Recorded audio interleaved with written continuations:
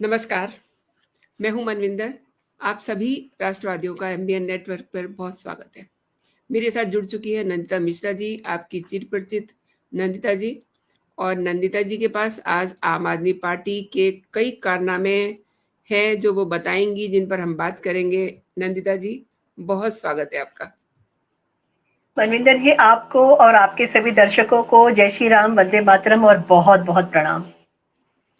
नंदिता जी, शुक्रवार को एक बार फिर से आम आदमी पार्टी के विधायकों ने वही ड्रामा किया जो वो पीछे करते रहे और बहाने ढूंढ रहे थे। और देखिए, कस्में खाते हैं कि किसी को बताना मत। ये सब क्या है, कैसे चलेगा ये? मैं बताती हूँ आपको, मैं बताती हूँ। जी। शुक्रवार का जो दिन है जो था वो बहुत ज्यादा एक्शन पैक्ड रहा है दिल्ली विधानसभा में। और वहां पे ऐसे ऐसे हंगामे हुए हैं कि जिसको ऐसा लगता है कि हम लोग रिप्ले देख रहे हैं। जो आम आदमी पार्टी किया करती थी भाजपा के जो इन विधायकों के साथ में, वही सेम चीजें जो है हमने उसका एक रिपीटिशन देखा था कि वहां पे क्या हो रहा है। फर्क सिर्फ ये है कि पक्ष और विपक्ष जो है वो बदल चुका है। फ्राइडे को क्या हुआ था कि प्रवेश वर्मा ने जब बोलना शुरू किया था तो उन्होंने कहा था कि भाई आम आदमी पार्टी के कुछ विधायक मेरे पास में आए थे, कुछ नेता मेरे पास में आए और उन्होंने बोला कि हम आपसे हम आप लोग जो काम कर रहे हैं उससे बहुत ज्यादा खुश हैं। मैं नाम नहीं बताऊंगा। ये वही चीज था, मुझे लगता है एक्शन रिफ्लेक्ट की मैंने जब से बात किया तो वो ये था। जो जैसे अरविंद केजरीवाल, जो मैं राजा जो है अपने आप को सपोजिटली जो दिल्ली का राजा था, जो कहता था कि भाजपा से बहुत सारे लोग मेरे पास आए थे, उन्होंने कहा था कि जी हम ये आपसे आपके अगेंस्ट पे ये प्लानिंग हो रही है, जी हम आपके साथ खड़े हैं लेकिन हम बहुत मजबूर हैं। मैं नाम नहीं बताऊंगा, ठीक है। तो उसी तरीके से मुझे लगता है कि कुछ प्रवेश वर्मा ने शायद इन लोगों ने चुटकी लिया है इस तरीके से करके, क्योंकि उनके जो विधायक है आम आदमी पार्टी के संजीव झा, उन्होंने कहा नहीं नहीं नाम आपको बताना पड़ेगा, ये हवा हवाई बातें नहीं चलेंगी। तो उन्होंने कहा नाम मैं नहीं बताऊंगा, क्योंकि मैं अगर नाम बताऊंगा तो जिन्होंने मेरे से कहा है तो उनकी बातों का मैं खाली हो जाऊंगा। तो इन अ नटशेल अगर हम ये बोलते हैं कि जो चीज अरविंद केजरीवाल कसम खाते थे, कसम तोड़ देते थे और उनको कोई फर्क नहीं पड़ता था, चाहे उनके अपने खुद के बच्चे होते थे या उनके खुद के माँ बाप होते थे। बस मेरे ख्याल से उनकी जो मैडम है सुनीता केजरीवाल, उनकी कसम खानी बाकी रह गई थी, बाकी तो उन्होंने सभी की कसम खा लिया था। नानी दादी चाची मामी सभी तो इंक्लूड उसमें हो गए थे। तो ये चीज चली थी वहां पे, कस्मों को लेकर के जो बात हुई थी। और वहां पे इतनी हालत हो गई थी कि स्पीकर विजेंद्र गुप्ता ने मार्शल को बुला करके संजीव झा को और कुलदीप कुमार जो है उनको उठा करके बाहर फेंकवा दिया था। और ये शायद वही वाला था जो मेरे को लगता है जो स्पीकर हैं उनको याद आ रहा होगा कि कैसे उनको मार्शल आउट किया जाता था, जिसमें रियली उनको चोट रियली। भी लगती थी, जिसमें उनके कपड़े भी फटते थे। तो वही चीज का रिपीटिशन हुआ था। और एक्चुअली वहां पे हुआ क्या था, जो ये लोग खड़े होकर के लोगों ने बोला कि भाई जो 2500 रुपए जो प्रॉमिस किए गए हैं महिलाओं को वो कब मिलेंगे। तो प्रवेश वर्मा ने कहा कि मिलेंगे, जब टाइम आएगा जरूर मिलेंगे। इस पे इन लोगों ने रकस क्रिएट कर दिया था, जो कि इनकी आदत है कि ये लोग कभी शांति के साथ में कोई चीज कोई सदन नहीं चलने दे सकते हैं जब तक ये हल्ला गुल्ला नहीं करेंगे, मारपिटाई नहीं करेंगे, जब तक कि ये लोग जिसको कहते हैं टेबल के ऊपर चढ़ करके और स्पीकर के ऊपर चिल्लाना, चिल्ला चिल्ली करना, पेपर फाड़ करके फेंकना वेल में, जब तक ये काम ये नहीं करेंगे तब तक ये लोग कहला नहीं सकते कि आम आदमी पार्टी के वर्कर्स हैं या आम आदमी पार्टी को ये लोग बिलोंग करते हैं। ये इनके सिस्टम में है, ये इनके मुझे लगता है बायोलॉजिकल जो इनका मेकअप है ना, ये उसी के अंदर आकर के धर करके बैठ गया है। और हुआ क्या था कि इन्होंने फिर पोस्टरबाजी करना शुरू कर दिया था, जो ही हमेशा लेकर के आते हैं पोस्टर इन्होंने दिखाने शुरू कर दिए थे। तो स्पीकर विजेंद्र गुप्ता जी ने क्या किया था कि आपके जो विधायक हैं उसमें रवि, मुकेश अलावत और हमारी वो फेवरेट जो है वो 10 बजे की जो प्रेस कॉन्फ्रेंस किया करती थी आतिशी मार लेना, उनको, प्रेम चौहान को और वीरेंद्र कल्याण को, इन लोगों को उठा करके बाहर विधानसभा से बाहर कर दिया था। और एज यूजुअल इनको मालूम था कि भाई बाहर जाकर के लोग हल्ला गुल्ला काटेंगे, इसके अलावा इनको और कुछ करना नहीं है। विजेंद्र गुप्ता जो है वो एक चीज को लेके बहुत नाराज हो गए थे आज फ्राइडे को। उन्होंने कहा था कि भाई पूरी की पूरी जो संख्या है, टोटल संख्या 70 की है, जिसमें से कि विपक्ष के 22 हैं और पक्ष के 47 हैं। अच्छी खासी आराम से जो है ये वहां की जो सदन की कार्यवाही थी वो चल सकती थी, क्योंकि वो क्वेश्चन आवर था। और क्वेश्चन आवर के स्टार्टिंग के जो 6 क्वेश्चन थे वो विपक्ष को पूछने थे, आम आदमी पार्टी को पूछने थे, मगर इन लोगों ने अननेसेसरी का क्योस क्रिएट किया जिसकी वजह से इतना हंगामा हुआ, टाइम बहुत वेस्ट हुआ। इसको लेकर के विजेंद्र गुप्ता जी जो बहुत नाराज हो गए थे कि भाई आप लोग आते हैं और आप लोग यहाँ पे आके जो एक कंस्ट्रक्टिवली एक काम किया जाता है वो आपने ना करके और अपनी आदत के अनुसार आपने हल्ला गुल्ला किया और टाइम आपने सदन का वेस्ट किया है। और सदन में जो टाइम वेस्ट होता है मनविंदर जी, वो जो जनता का पैसा होता है ना, वो लगता है। तो इसी को लेकर दुख होता है, तकलीफ होती है कि भाई हम लोग अगर टीवी खोल करके बैठे हैं तो हमें हल्ला गुल्ला देखने के लिए नहीं बैठे हैं, हम एक कंस्ट्रक्टिव डिस्कशन देखने के लिए, कंस्ट्रक्टिव डिबेट वहां देखने के लिए बैठे हुए हैं। इस चीज को लेकर के बहुत नाराज हो गए। फिर उसके बाद में मैं जो सीएम है रेखा गुप्ता, मैं उनकी बात करूंगी। उन्होंने डीटीसी का जो मसला था ना वो फिर से एक बार उठा दिया था। आपके पास शायद वीडियो है, जरा दिखाइए तो फिर उसके बारे में मैं बात करती हूँ। जी आदरणीय अध्यक्ष जी, इस सीएजी की रिपोर्ट को मैं लगातार पढ़ रही थी और इसको पढ़ते हुए मुझे ये लगा कि जिस तरीके से डीटीसी और दिल्ली परिवहन इसमें actually she is telling all the thing ना, मिसमैनेज करते हुए कुप्रबंधन के जरिए डीटीसी को बर्बाद कर दिया गया। वही जो मैं अभी बता रही थी आपको। दिल्ली सरकार का एक ऐसा मद जो ना केवल दिल्ली की जरूरतों को पूरा कर सकता था बल्कि प्रॉफिट मेकिंग भी हो सकता था, ये एक आय का भी साधन हो सकता था, उसको आप इस तरीके से ले गए कि जिसमें केवल नुकसान ही नुकसान है।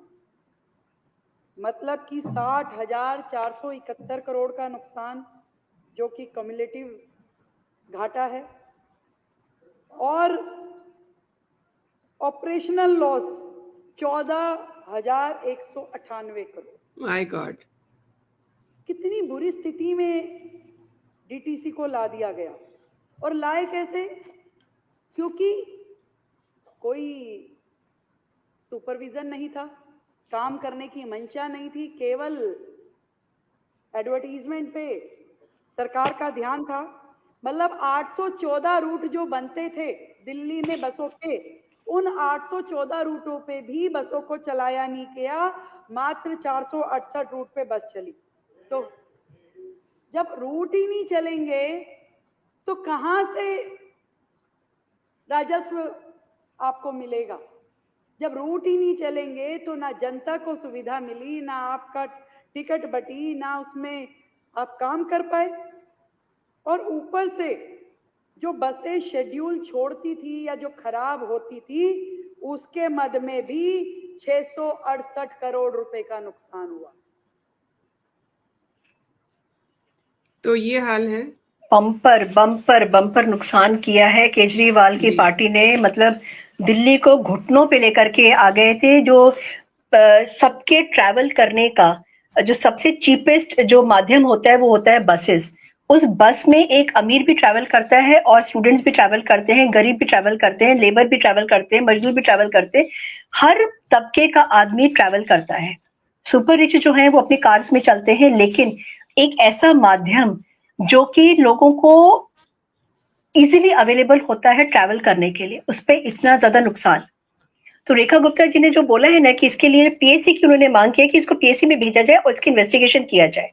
और उन्होंने ये कहा है कि अब से, क्योंकि अब ये भाजपा सरकार के पास में डीटीसी रहेगी, तो अब हम जो है इसको हम बेहतर तरीके से चलाएंगे और हम रेवेन्यू जनरेट करके दिखाएंगे, हम इसमें फायदा करा के हम दिखाएंगे।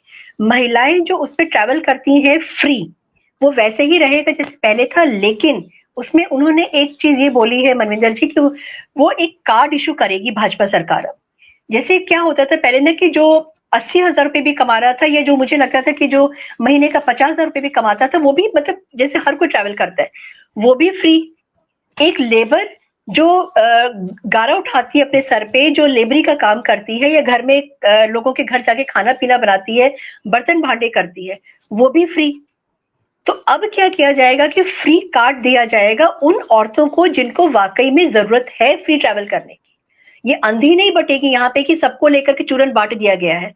चूरन नहीं बांटा जाएगा, ना ही प्रसाद बांटा जाएगा। अब जो होगा वो प्रॉपर भी आप पे कर सकते हैं, क्योंकि हम मंदिरों में भी जब जाते हैं तो हम प्रसाद खरीदते हैं ना, तो जो पे कर सकते हैं वो पैसा पे करके ट्रैवल करेंगे, जो नहीं कर सकते हैं उनको जो है कार्ड इशू कराया जाएगा। तो ये उन्होंने बोला है कि महिलाओं को बस सेवा दी जाएगी फ्री, जो कि पहले से चल रही थी, क्योंकि मोदी जी ने कहा था कि जो चीजें चल रही हैं उनको, जो स्कीम चल रही थी उनको खत्म नहीं किया जाएगा, बल्कि उनको और बेहतर किया जाएगा। तो ये मुझे लगता है डीटीसी के में जो ये रेखा गुप्ता जी ने जो बोला है, ये एक स्टेप उसी तरफ में है कि बेहतरी की तरफ भी ये स्टेप है। ये हो जाता है। उसके बाद में बीजेपी के एक विधायक है करनैल सिंह, उन्होंने, अमित शाह जी ने अभी एक भाषण दिया था, उसमें उन्होंने बोला था कि भाई जो रोहिंग्याज हैं, जो बांग्लादेशी हैं, वो दिल्ली में कैसे आ रहे हैं, उनके आधार कार्ड बंगाल में बनते हैं, वेस्ट बंगाल में, और उसके बाद में वो दिल्ली में आ जाते हैं।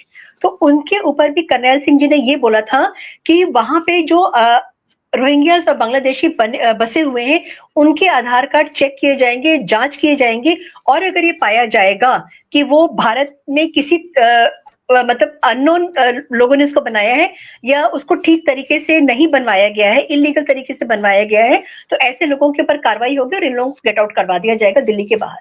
क्योंकि दिल्ली जो है ना, वो कचरा घर नहीं है। दिल्ली एक कैपिटल है, भारत का कैपिटल है, और दिल्ली में सिर्फ पॉलिश्ड लोगों की ही जरूरत है वहां पे। ये बांग्लादेश और रोहिंग्यास की जरूरत नहीं है वहां पे। चलिए, उसके बाद हम आते हैं जो हमारे मिस्टर हैंडसम है। मिस्टर हैंडसम ने तो बड़ा वो किया था, शिक्षा का जो उनका मॉडल है उसको लेकर के, उसकी भी धज्जियां खूब उड़ी हैं विधानसभा में, जिसमें बताया गया है कि उसको तो बहुत बढ़ा चढ़ा करके बता रहे थे, लेकिन जब असलियत में पहुंचे तो देखा कि वहां तो सीन कुछ और ही है। जो टॉयलेट है उनको क्लासरूम बता रहे हैं। जी नंदा जी, वहां पे पता है क्या किया गया है? जो 4 करोड़ की योजना थी, 4 करोड़ की योजना तो ठीक है, उसके प्रचार के ऊपर 20 करोड़ खर्च किए गए हैं। मतलब this is so illogical. 4 crore की कोई वो है, उसके पास जो है 20 करोड़ रुपए खर्च किए गए, सिर्फ ये दिखाने के लिए, बताने के लिए कि भाई मिस्टर हैंडसम जो है उन्होंने काम किया है, उन्होंने एजुकेशन मॉडल को आगे बढ़ाया है। तो ये जो सब चमकाने 7 ऐसी योजनाएं हैं, 7 से 8, जिनके लिए इनको जो योजना के लिए पैसा मिला, उसमें योजना के पैसे से कई गुना ज्यादा विज्ञापन कर दिया। उसी पे मैं आ रही हूँ। जो शिक्षा मंत्री है आशीष सूद जी, उन्होंने बजट सेशन में ये चीज बताई थी कि उसमें जो है आपने बोला कि हमने 20,000 कमरे बनवाए हैं, 20,000 क्लासरूम्स बनवाए हैं। जब उसको चेक किया गया, उसका इन्वेस्टिगेशन किया गया, तो आप सोच सकते हैं कितने कमरे निकल के आए हैं?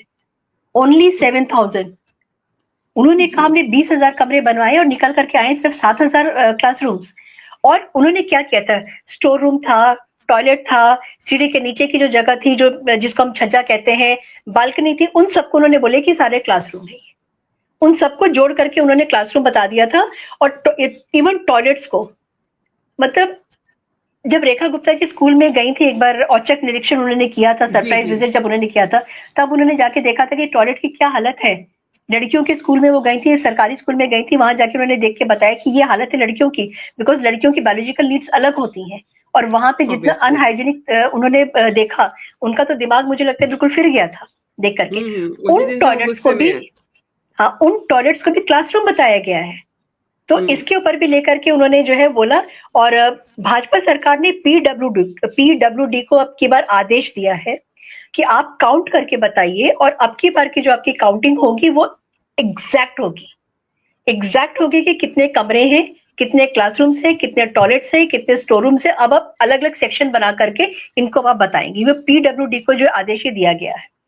केजरीवाल ने खुद, उनको बहुत खुशी कब मिलती है? उनको खुशी मिलती है, मैं अपने बच्चों की कसम खाता हूँ, मैं मेरी नानी ने ये बोला, मैं हनुमान जी के मंदिर जा रहा हूँ, मैं हनुमान चालीसा पढ़ता हूँ, मैं जब जेल में बंद था तो मैंने महाभारत पढ़ी थी, मैंने जो है वो, उनको ये भी नहीं पता कि जो है राम भगवान कौन थे, उनको ये भी नहीं पता कुछ भी। तो उनको जो खुशी मिलती थी ना, तो उस खुशी में हाँ ये दिखाई नहीं, ये भी बात का है, ये भी बात का है। अभी तो मुझे मजे लेने दीजिए ना। अच्छा, ये बाद में आई, ये भी मजेदार नहीं है। मजेदार क्या है कि उन्होंने एक हैप्पीनेस करिकुलम एक शुरू किया था बच्चों की खुशी के लिए। अपने बच्चों के तो कसम खा के उन्होंने किनारे करके पॉलिटिक्स ज्वाइन कर लिया था और उन्होंने एक हैप्पीनेस करिकुलम शुरू किया था, उस पे उन्होंने खर्च किया 4 करोड़, ठीक है, और खर्चा कितना किया, 20 करोड़, सिर्फ वो अपने को चमकाने के लिए कि अरविंद केजरीवाल ने हैप्पीनेस करिकुलम शुरू किया ताकि बच्चे खुश रहें। 4 करोड़ का जो कार्यक्रम था उसके ऊपर 20 करोड़ उन्होंने खर्च कर दिए थे। फिर उन्होंने एक और शुरू किया था देशभक्ति करिकुलम, मतलब हम भगत सिंह के चेले हैं जी, और हम वीर सावरकर नहीं है जी, जो ब्ला ब्ला ब्ला उनका जो शुरू हो जाता था ना, तो उसके लिए उन्होंने क्या देशभक्ति, बच्चों को शराब पिला पिला करके, और जो शराब इनकी जो नीति थी उसमें घर घर में शराब पहुंचा के, स्कूलों के पास शराब के ठेके खोल करके उन्होंने देशभक्ति बच्चों को करना सिखाया था। हाँ बिल्कुल, तो उन्होंने सोचा कि बच्चों को शराब पिला करके, दारू का नशा करा करके और उनको हम देशभक्त बनाएंगे, तो देशभक्ति कार्यक्रम शुरू किया था 49 lakhs का, ठीक है, और उसके पर खर्च पता है कितने किए थे, 11 करोड़, सिर्फ ये लोगों को बेवकूफ बना करके दिखाने के लिए कि मैं बच्चों के बारे में बहुत ज्यादा सोचता हूं और मैं बच्चों को फिजिकली और मेंटली और इमोशनली उनको जो है मैं सक्षम बनाना चाहता हूँ, इसलिए हैप्पीनेस करिकुलम और उसके बाद देशभक्ति, और खुद जो है वो नेशनल एंथम में कभी सीधे नहीं खड़े होते थे, हमेशा डगर मगर उनका रहता था, चप्पल उनकी कभी उतरती नहीं थी, पैर ऊपर करके वो अपना बैठते थे, ठीक है, वो इस तरीके के इंसान थे, और बच्चों में वो ये सब चीजें डाले थे।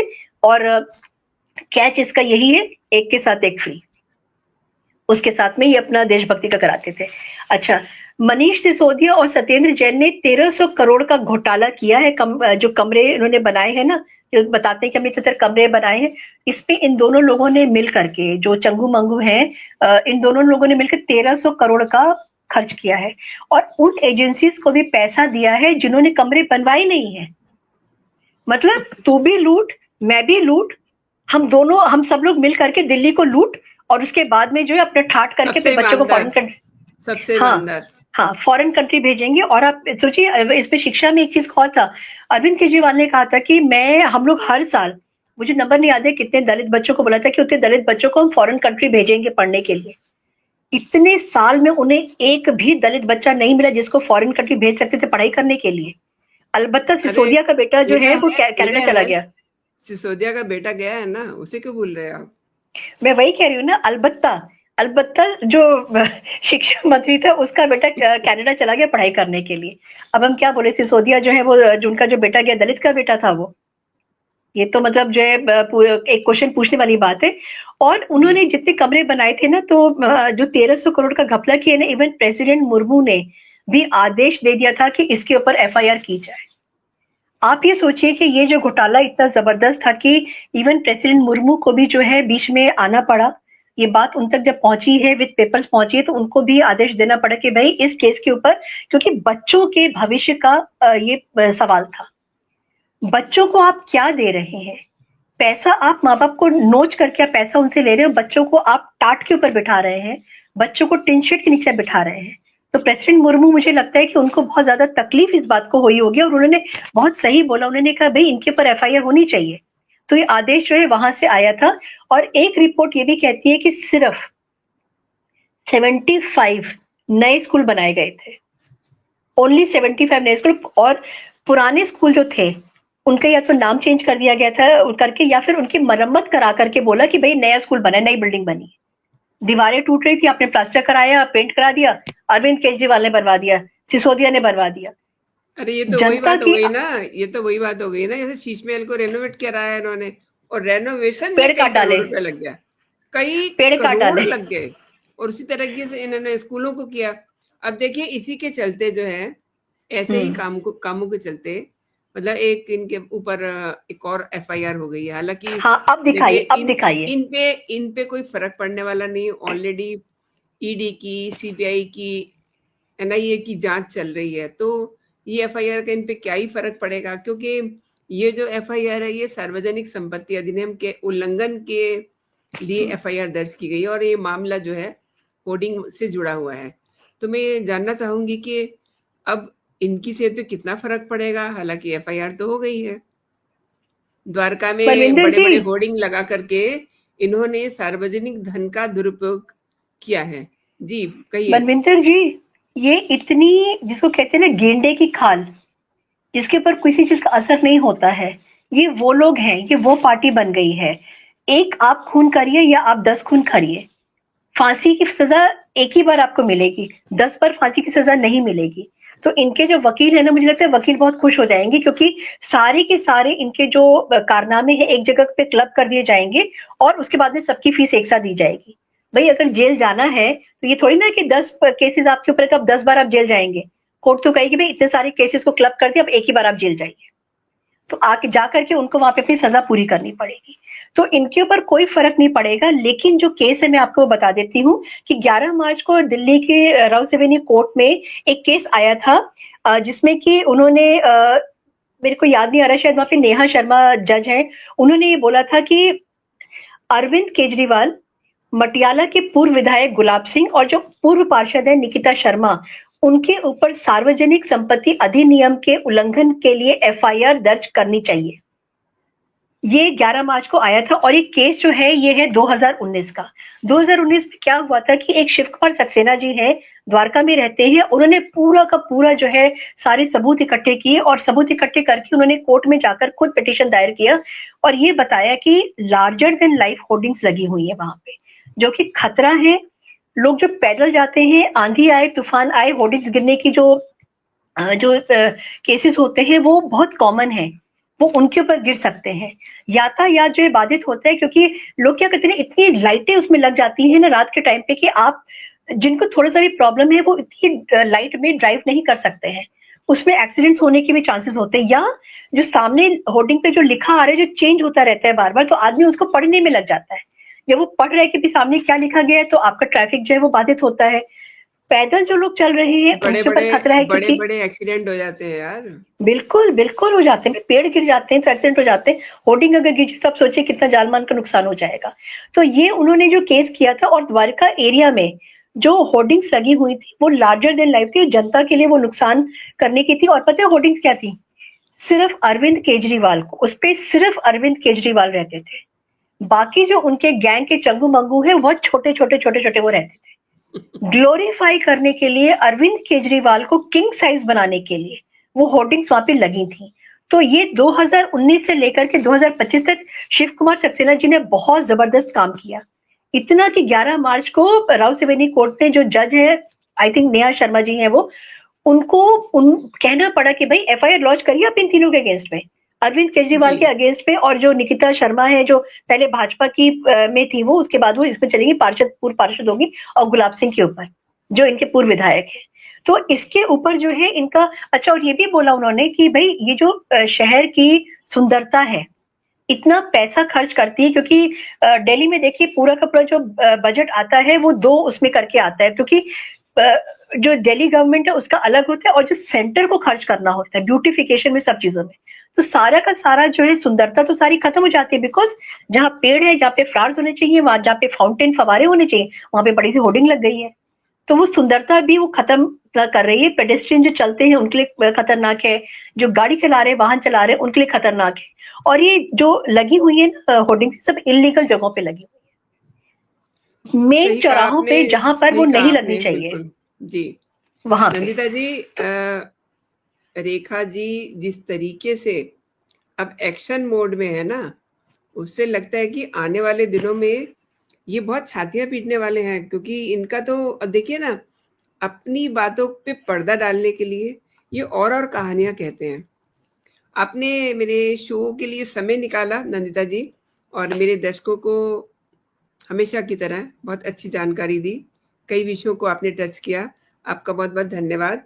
और जो दर्शक हमको देख रहे हैं इस समय, मेरी उनसे प्रार्थना है, निवेदन है, आग्रह है कि अगर अभी तक उन्होंने एमबीएन नेटवर्क को नहीं सब्सक्राइब किया है और द लखनऊ डायलॉग को नहीं सब्सक्राइब किया है, तो प्लीज़ प्लीज़ आप दोनों ही चैनल्स को सब्सक्राइब कीजिए। और नंदिता जी के चैनल पे भी बहुत अच्छे अच्छे वीडियोस रहते हैं, आप वहाँ पहुँचिए, विजिट कीजिए। और देखिए, जब आप चैनल को सब्सक्राइब करते हैं तो आप एक चीज़ का ध्यान रखिए, आप ऑल पे हिट कीजिए ताकि आपको हमारे सभी वीडियोस के नोटिफिकेशन भी मिल सके। एंड लाइक ज़रूर कीजिए वीडियो को, और अपना कमेंट भी ज़रूर दीजिए ये चर्चा आपको कैसी लगी, क्योंकि आपके कमेंट की बात मैं इसलिए कर रही हूँ क्योंकि हम बड़ी मेहनत करते हैं एक प्रोग्राम करने के लिए। ऐसे में अगर आपके कमेंट आएंगे तो हमें अच्छा लगेगा।